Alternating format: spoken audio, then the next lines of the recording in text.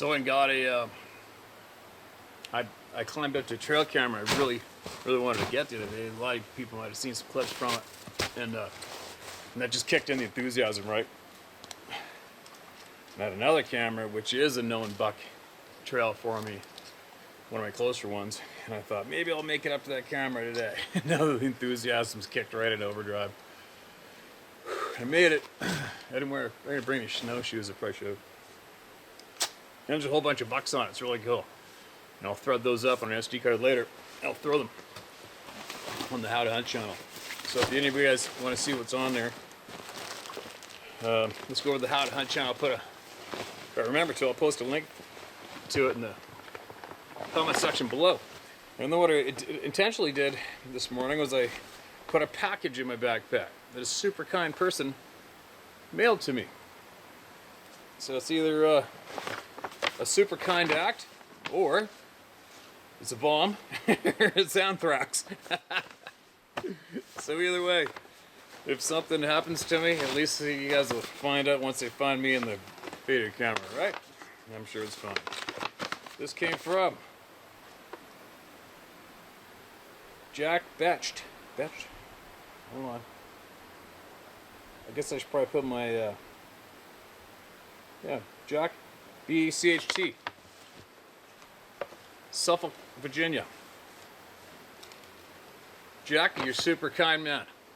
Let me see what this is. I think I remember what this is. We're gonna find out together. Doesn't feel like it's heavy enough to be an explosive yet. What a kind act. And of course I didn't bring a knife today, did I?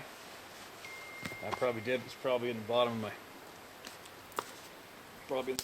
backpack. It's just tape. Should be able. There we go. My branch knife. It's perfect.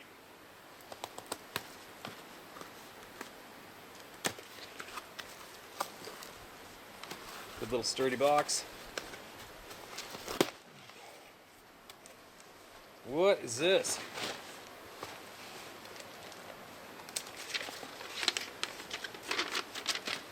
Oh, a gunsling, tactical rifle sling.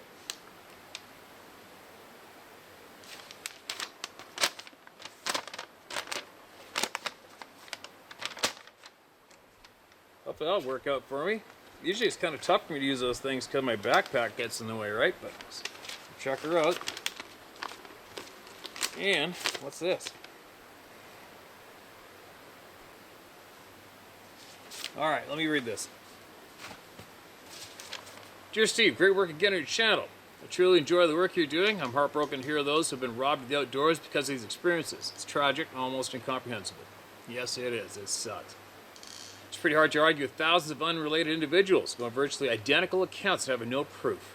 You may wish to remind the critics prisons are full of people, but they're only personal testimony and no physical evidence. Politicians get elected all the time, and their policies get implemented with the same proofless logic. Years ago, I was in Bar, Florida. Biker crew, all Harleys, rolled in and soon wanted to know who owned the rice burner bike outside. I copped to it, and after some light banter, I asked, "What is it about you guys and your Harleys?" The oldest one stepped in my face and said, "Son, if I have to explain Harley Davidson to you, you ain't gonna get it." And that was over 50 years ago, and I never forgot his impeccable logic. There are some things so clear, so simple, if you have to explain it, chances are they simply won't or aren't capable of comprehending. I like that you simply don't try and seem not to care about those who don't get it. No shit. It's an absolute waste of time. You imagine the time and the aggravation hundreds of these people on the planet would save themselves if they stopped locking horns with the numb between the ear camp. But anyway, here are the camera jigs. Trial and error works best. They will need a float to make work on a river as they sink. They simplify your setup. They also make a pretty good handle to hold. Clip your camera onto the gear with a simple carabiner or hang on a branch. The TRS was a novel sling you may find a use for. I developed it after teaching young people to hunt and shoot. It allowed me to keep a rifle handy and still have two hands for kids. I found it useful on stands and walking over clear ground. My company made quite a few of these and I can't bear to toss them. They never caught on. and are no longer available. I unpacked the slings to make them fit. If they work for you, great. If not, no worries. Sincerely yours, Jack. Jack, that's freaking awesome. And I don't know how many you got, but we'll, if you want, I'll share your contact info here. I'll put your email on here if that's okay, and I'm sure somebody out there is probably going to want them. I'll give them a go.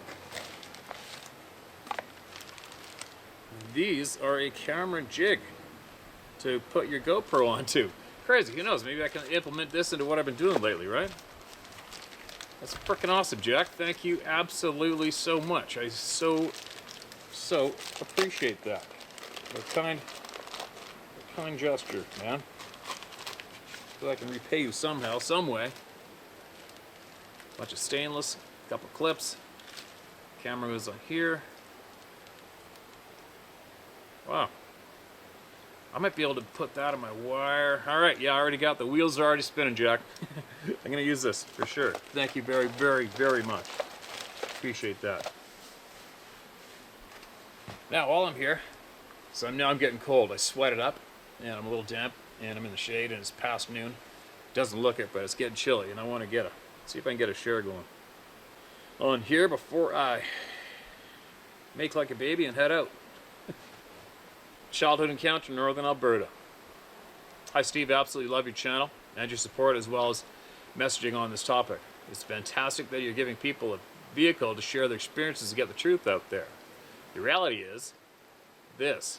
There's definitely something out there, and I cannot explain what I saw as an 8-year-old child in the late 70s, but it forever has creeped me out about being in the woods. I have friends that are avid hunters here in BC. I think you may know some of my friends. When they head out, I'm always, yay, good for you, but I get an uneasy feeling. When they head out, I am always, yay, good for you, but left feeling uneasy. Here's my story.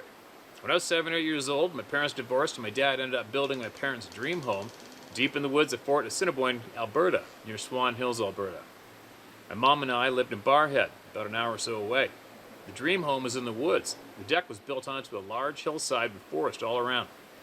The main living area of the house faced the hill and the Assiniboine River, which had beautiful views. This side of the house was all glass. It was the main floor where decks circled around the house, and on this level, the kitchen, living room, and my bedroom were located. The detail is important, so bear with the floor plan. We used to visit my dad every second weekend or so as part of the divorce agreement, and this is late fall weekend visit. My dad was told there were a number of grizzly bears in the area recently. We had horses as well as chickens on this property. We always woke up to bear tracks in the lower driveway and yard, so we were fairly bear aware and cautious. Here's the encounter. It's about 11:30 at night. Everyone had gone to bed. I remember hearing CTV News on at 11, then I fell asleep. A short while later, I could hear very loud banging, thumping, and the rustling of trees at the front room, large glass windows. The banging got louder, so I got out of bed. I kid you not, the next part sounds like a movie, but it's very real, I assure you. I went down the hall, and I was about 15 feet or so back from the large open concept living room, and I could see something very large and hunched over on the deck at the window. My dad has his bedroom in an open loft area above the living room, and he came out onto the balcony above the living room. He hit the lights to light up the area on the balcony, and I swear to God, Steve, what stood up from a crouched position was not a bear. It just wasn't. I know what a bear looks like, and this was no bear. It was a very, very tall, covered in hair, but did not have bear paws when it stood and balanced just like a human. My dad started yelling for me to get back to my room. When I looked up at him, he had a shotgun pointed at the very large floor to ceiling window and was prepared to blow that window out to shoot whatever's on the deck. That was no bear. As a child remembering this, I thought it was a gorilla, honestly, because in a kid's mind, that was my point of reference. All this happened so fast, no shots were fired because the creature was over the railing and up the hill to the ridge so fast it made your head spin. A bear could not have done that either. The railing was fairly flush with the hillside. We used to climb over it all the time to get onto the deck, about a 3-foot drop to the deck. The next day, my dad was very agitated. I kept asking him what that was, and he was pretty pissed off at me for persisting. He kept saying bear to me, but he was on the phone. It was an early Saturday morning, talking to friends around the property and in town about what was on the deck the night before. He even had no idea for sure, but did drop the Sasquatch word. The rest of the day, He had his buddies on the property looking for footprints, walking up the ridge from the deck and driving the roads around us with shotguns. The driving around with guns is pretty typical for the late 70s afternoon in Alberta. You remember the pickups with the rifle racks in the back window? Had one. There's a lot of talk during this time that many farmers in the area had seen a Bigfoot. People said it was probably a Sasquatch. I'd never heard of this before. My dad said not to talk about it. My mom said it was kooky to think it was anything other than a bear. I was kind of made fun of as a kid for sharing my stories, so I stopped. As I got older, I thought these creatures didn't exist in Alberta, so it probably was a bear. As I hear your stories, it brings the memories back, and people are 1000% correct. Once you see one, there's no going back, even for a young kid who was only turning 8. It was very profound. I wonder about this encounter because the house is fairly new in that part of the woods. It was one of the first times I'd been there, so maybe the sound of little girls running and playing in the woods drew the creature out. We were also throwing rotten chicken eggs at trees further up the ridge as well. We got supreme shit for that too, but maybe that smell along with the laughing drew it out. I have no idea. That's my story. Share my name if it helps. If I ever saw one again, I would run as fast as I could. Can you pee your pants while you're running? LOL. Thank you for all you do. Cheers, Michelle Matheson. Michelle, thank you so much for sharing that. And that was a very, very detailed, clear, vivid memory, I'll tell you what. It's amazing. You know, it's funny with the way they act. You know, quite a while ago, like 20 years ago, I was working on the pipeline. I worked on the pipeline in the middle of winter north of Fort Nelson. We were exactly 100 miles north of Fort Nelson. We were right near where sighting happened. I mentioned before, guys were stuck up on the drill tower. 2 guys, and one of those flames, you know, those stacks of the flames that burns the methane off, whatever it's doing, lights up the whole lease. And they said this huge hairy monster was walking around on 2 feet, just walking around, looking up and squatting, and just sitting there squatting, looking up at him. Then walk around more and squat and look at him. And they're stuck up there for some time, absolutely shitting themselves. And those flamed stacks are all over the north. They're so common, it's ridiculous. At nighttime, you'll see them for miles in the distance. But that thing was acting like it was amazed, and it was the first time he'd ever seen one. He's just walking around looking up at it, right? So I don't know about you, but that tells me that the strong possibility is that thing's never been here before. And he's amazed at that pipe with the flame coming out of it and couldn't figure out what the hell it was, or those 2 pink-faced things standing there gawking back down on him. Now, if you get to Michelle Matheson's story, and this thing looking in the window, and how many other times you heard about these things looking in the window, like they're amazed, like they've never seen it before. Did they just get here? You never know, right? That sure could possibly make sense. To me, anyway. Why do they insist on being so curious? It's like, I mean, it's not like there hasn't been 10,000 windows to look in semi-rural Canada or the U.S. previous. Why would you have to look in one again if you didn't already? If you'd never ever seen a window in a house ever before, right? You'd know better, wouldn't you? You wouldn't even risk it for a second.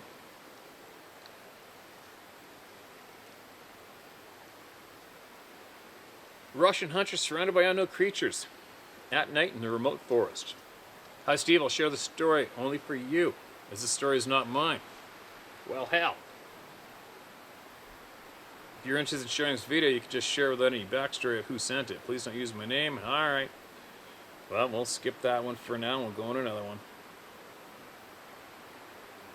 Nope, there's another one that's not a story. Hello, Steve. My name is Rudy Cullen. I wrote you a story named Red Eyes and Dead Coyotes. Love that, by the way. Thank you for all you're doing. That happened in mid-February during calving season. I understand your doubts of the size of the coyote pack. Okay, that's the email came in when somebody said there was, 30 coyotes out there or something? Yeah, it's totally, absolutely unfamiliar to me. Even on these, 60 trail cameras I'm working right now, tops I'll have 2 at a time together. That's about it, ever. It's my theory that the coyote from large groups during this time, because usually there's no more than a few adults with kits. They come together to feed on any stillborn and other birth stuff. Yeah, I can see that if it's a big cattle ranch and bone piles for sure. I didn't tell you the behavior of the cattle in the North Field, the massive size of the area, and the close proximity of 3 acres of national parks. I'd like you to Google map the exact location. I do not live there any longer, and the house is demolished. The address is 2632 North 250 West Bernal, Utah, 84078. Okay, now the street ends north of the address a half a mile.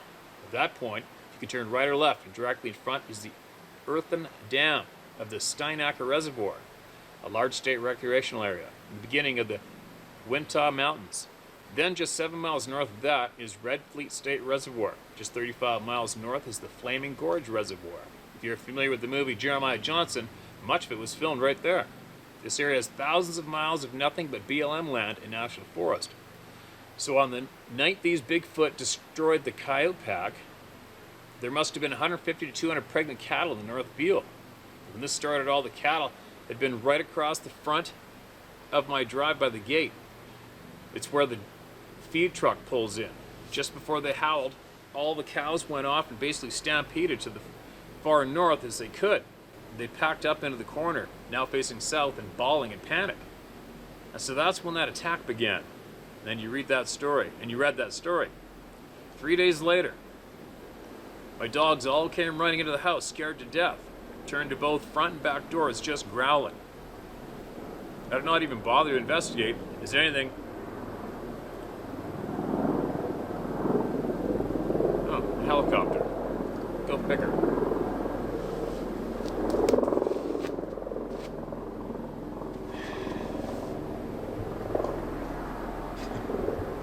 I'm so sick of helicopters, man. I did not even bother to investigate, as anything would make my dogs afraid. Alright. 3 days later, my dogs all came right into the house, scared to death. Turned to both front and back doors, just growling. I did not even bother to investigate, as anything would make my dogs afraid. Well, yeah. The next morning I went to feed my chickens, and out of 30 there were 10 left alive. All the chickens had been bitten just behind the head and drained of blood. Several were missing. But what is crazy is I had 2 foot of wire in the ground, 6 foot of hog fence covered in chicken wire, and 10 foot of that blackbird plastic mesh all around the coop. A 6 foot chain-like fence, gate, and posts. Steve, there was no damage to any of my coop. Yeah, you don't have to share this. I just really need some help. I just really need someone to help me, listen to me, and not look at me like this crazy is effing crazy, like this guy is effing crazy. Steve, my dogs are bred to hunt wild boar, mountain lion, and bears. See my photo. I'm 6'3", 350 pounds. Man, some say I'm a huge man, but what I saw were massive. Okay, man. Well, nobody's going to think you're crazy. I mean, it is what it is. Just imagine being in a military base with 5 times that security perimeters and 3 perimeters, and these things are making it past them without leaving a mark in the damn fence and looking into security cameras and leaving footprints. How they're pulling this shit off, I haven't a clue. I don't know, man. You need motion lights, very, very bright LED lights, preferably motion lights, and some cameras out there, and that'll keep them away. It seems to be working for a lot of people anyway. But it's a shit eater of experience, man, especially when they start coming to your place and violating all your stuff. It sucks.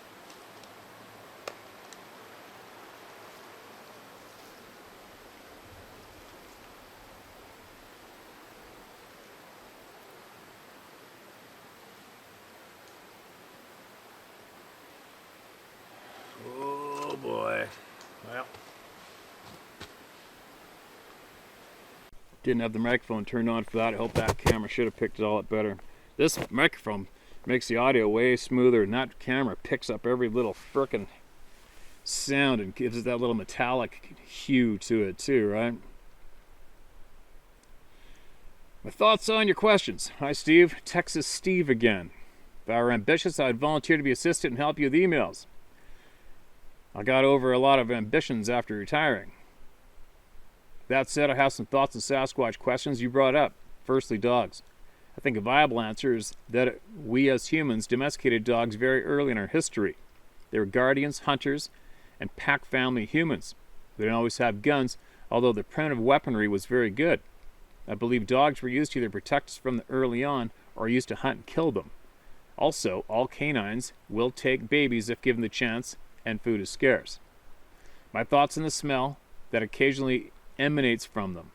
My encounter in South Louisiana included the smell. One ingredient I caught in the smell was the smell of a funky-ass, nasty old pond swamp scum. They have been seen to carry mud on their bodies a lot, partly for insect protection, just because they like it. I think they can use the essence at will as a warning, too. On top of being all right with funky stuff, many have discussed the nasty stuff they are prone to eat. It reminds me of a time when I was enjoying a very delicious, amazing meal my wife had made. I was reveling in the taste when the thought occurred to me. Somewhere there is a flock of vultures thinking the same thing I was while eating the guts out of a dead skunk. It's just what they're made to like. They have their purpose, and more power to them. Bon appetit. Just my answer to some questions you asked. Keep up the great journey you begin, and I wish you the very best. All right, man. Thanks for your input. It's appreciated, Steve. Appreciate you emailed in. Emailed into the great round table of knowledge. The great round table of shared knowledge. Well, I think my butt's about frozen, stuck to this log now. Maybe. Maybe not. What do I got? One more and then I'm out of here. I watched your video titled Sasquatch Killed, detailed interview. This is a rendition from the description given. I know this look well. He was an elder Sasquatch. The animal yell in the distance was his wife or daughter. They have higher voices, for Sasquatch people anyways. Neither one of these Sasquatch would have to hurt those men. The men from the interview wouldn't have hurt them either. The elder's knowledge isn't gone. It's been transferred by no heinous means. Think of it like a USB drive, but with a person. Please don't think of this as a nutjob rambling. The world is poor for him not being in it. Feel free to use the picture and my name, Ryan Schreiber, for your book or other stuff. Thank you. Sincerely, Ryan Schreiber. That's pretty good. That's a pretty good drawing, Ryan. Thanks for that. And I'm trying to be more. Trying to rack my brain to which one you just mentioned again. Watch your tape. Sasquatch Killed, detailed interview. Oh, that's the guy that shot the one with the bow and arrow. Stuck the arrow in it. Yeah. It's an interesting topic, isn't it? You know, a lot of people out there question the power of one single arrow. And I'll tell you what, a razor arrowhead will drop the largest of game animals, including elephant, in very, very rapid time. I've harvested moose myself, moose with bow and arrows. You know, I've shot a moose with one arrow, and he went on a dead run for about, 40 yards, fell over dead, just like that. Just hit him perfect, right? There's a lot of pressure in our arteries, and from the angle that kid shot that thing, he thought he was shooting up the ass of the bear, whereas a lot of people don't understand this. Just the butt cheek of big game animals is actually a very effective bullseye for a razor sharp arrowhead. There's so many blood vessels in there. When I was younger, I took that shot intentionally, and that deer only went about 60 yards and fell over. So when that kid shot that Sasquatch on the backside, obviously the arrow went underneath the back rib, up through the ribs along the spine, where we all have our artery that runs down our spine. And then it forks off into our legs. Probably cut that artery, and then it went up and sliced through the base of his throat and out the side of his throat. So he could have cut his carotid artery too, right? And either one, that is going to annihilate any living being within seconds. It's just the pressure, it just pumps that blood out of you like a bad thing. Kind of a gruesome topic, isn't it? But anyways, I'll share this drawing up, man, and thank you. I really, really appreciate it. I appreciate you letting me use that drawing, and for sure I'll use that drawing, and I'll possibly be able to use that in book number 2. I'll get that drawing out to Roy Dye, who's doing the book cover again, and you never know, maybe we'll use it in there somewhere.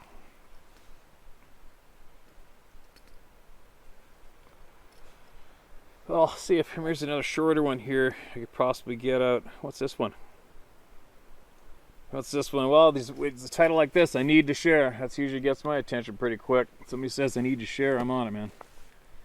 Steve, I'm sure you're aware I'm sending this from a Proton Mail email address. I just would like to try to keep my anonymity. It's not that I do not want to know who I am, it's that I do not wish for others to know. I've only shared the following story with one person, and that person is the one who directed me to your channel. After watching a lot of your videos, I'm hoping this story could be some use to you. I know it will feel good for me to share it. My name is Thomas. Something happened in October. I was out archery hunting in northwest Pennsylvania. I've done for the past 5 years since migrating to this sport from rifle hunting. I grew up in the woods and try to stay aware of my surroundings while immersing myself into the wilderness. I feel more at home in the woods than I do at my house. I plan to retire to the woods and live the harder yet simpler life one day. Since I'm accustomed to being in the wild, I've always believed in Sasquatch and have seen undeniable evidence of things I cannot explain. I'd always hoped to have one more intimate experience myself, or I thought, before I had my encounter. Ugh, I don't know why people want that. Anyway, after taking a doe earlier in the morning, I'd hit a buck a bit further back than I intended. This is about 15 minutes before our last light. I had decent blood on the ground and at the spot where my arrow made contact, but it was a further shot than I'd like to take. I decided to leave it alone for an hour or so before venturing back out to see if the blood trail had stopped or not. I made my dinner and tried to hold back my excitement in anticipation of locating the hopefully down buck. After witnessing coyote winding the trail and hearing the pack off in the distance, I decided to go out and find the buck before they did. It was a full moon night, and when I began my tracking, it wasn't too dark outside. I had a headlamp and big spotlight with me to aid in finding and keeping the blood trail, but the stars and the moon illuminated the landscape quite well. I was on the trail and it was looking good, so I was going to see if he was dead to keep the coyote from getting to him first. I'm not afraid of the woods, be it daylight or nighttime. My spotlight began to die only 50 yards into tracking, so I was really only using my headlamp. It was a piece of junk headlamp, but I was making do. Something felt different that night and I was on edge. I kept tracking though, and I had a few near heart attacks from deer taking off when I hear them. I hate that. I became really spooked after getting into the woods, a lot further than I thought I would have been needed. I could swear something was watching me, or that I was close to something that knew the woods better than I. I was about 250 yards into the blood trail when another deer kicked up, but when I hit it with the then dying spotlight, something immediately caught my eye. It wasn't the deer either. There was a huge golden brown set of shoulders, and atop those shoulders was a head that had pushed in face with no fur on it. Its huge eyes had reflected the spotlight back and illuminated the face was nothing I'd ever seen before. It was something that I hoped to never witness again. That being was crouching down behind a fallen down tree, and this set of shoulders with a human-like face was between the main trunk and a larger branch of the tree. I ran away as fast as I could after making out this creature. It seemed like an eternity before I darted off at that time, but I'm sure it was only a moment before I took off. I don't know what it was, but it let out a blood-curdling yell after it took off. I didn't stop until I was back inside the cabin. Shaken up after that, I could not sleep that night.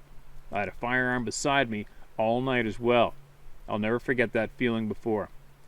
During and after this event, this sheer terror and anxiety is coming back as I recount the story in this email.